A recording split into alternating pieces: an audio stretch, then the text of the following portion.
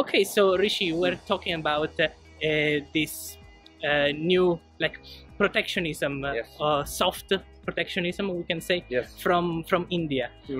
So do you think that this kind of policy can be implemented, and if so, can that be successful in Europe, in the European Union, or in the US? Personally, I would feel that yes, it can be implemented and it should be implemented, and it will have a huge positive impact. The reason I say so is Daimler, for example, is owned majority by a Chinese company. If not a majority, like it's a huge stake, like 49% or something. So maybe not a majority, but like still like, a substantial stake in Daimler in Germany by a Chinese company. And the reason I say so is that although it's good to have foreign capital, and it's a good way to get inflow of capital and to grow the business, and that's what it's all about, from a capitalist point of view, to grow the business. But sometimes I feel like, when one of your core industries is being taken over by a foreign enterprise or foreign entity or foreign government, then you lose control over your core assets. Now, for me personally, Germany relies on its core auto industry. Automotive industry is the biggest contributor to its GDP every year, and the biggest players are Daimler Group, BMW Group, and Volkswagen Group. Volkswagen Germany, which is the home of Volkswagen, every person that is employed in Volkswagen by Volkswagen and any other shops or any other businesses in that city is directly or indirectly employed by Volkswagen. So imagine if a Chinese company were to go, or an Indian company were to go and buy a majority stake in that company. You're losing that control, the whole sense of control from a capitalist point of view, and a core value. So you're losing a core value. It is that particular investment or that industry defines you as a country. And if you're letting go of your assets, it's like, for example, you don't mind someone else raising their kid.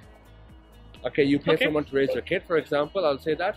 But the whole feeling of raising your own kid by your own hands, you're missing out on the opportunity. Someone else might raise that kid in a better way, but you're just missing out on the whole opportunity. So it can be applied in Europe and America, and I feel like there should be some restrictions in place by foreign capital, because what happens is foreign capital, especially by the rich investors, they do boost the prices up quite high. Australian property prices have been impacted greatly, significantly by investors from China, Russia, India, and they are boosting the property prices, which is good from a capitalist point of view. But then the local economy, the local people are unable to afford. So similarly with this auto industry or with any other industry, by having restrictions in place, you're not saying that you're banning that whole investment. You're just putting restrictions where it's becoming a little bit more difficult. And if you are serious of investing, then you would be willing to go by the government approved route and being able to follow that procedure rather than just going and buying shares on the open market, on the stock market. Okay, Rishi. Yeah. Is this kind of policy, or this kind of new soft protectionism can also be interpreted as some sort of counterbalance to the fact that here in China, as foreigners, we don't have that reciprocity, so that we cannot invest in certain sectors, and in other sectors we need to have a joint venture with at least one Chinese partner. So what is your view on that? So again, these are the policies implemented by the government for protecting its own economy and insulating its own economy. So for me, I don't think that's wrong. And that's what anybody saying, if the Chinese investors are saying that, the policies implemented by the Indian government are basically just ruling them out of investment, again, that government is taking measures to protect its economy and its companies. Because see, as a capitalist, as a businessman, as an entrepreneur, I want money to grow my business.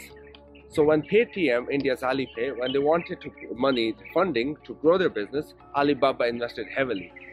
Now, if I'm the CEO of Paytm, I just want money to grow my business. I don't necessarily care where the fund is coming from. I'm just caring about how that money can be utilized to grow my business, expand my business.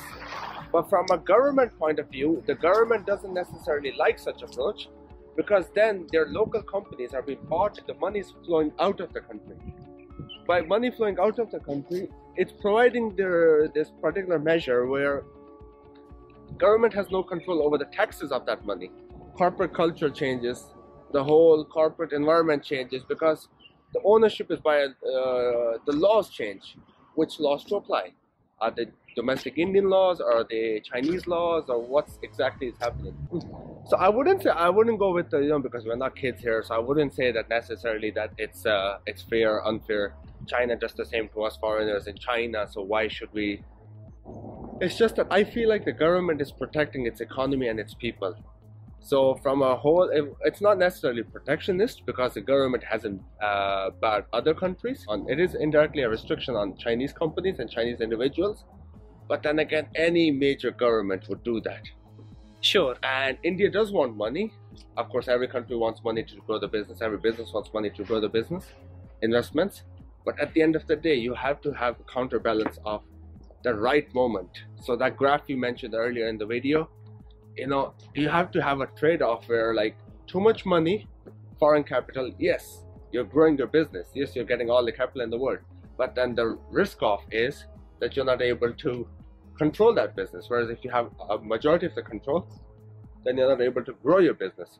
So with China as well, they have all the money, domestic money in the world, but then they're not able to grow their business necessarily, or to expand their businesses abroad because there's so much insulated by the government, and only the Chinese government can provide such insulation measures.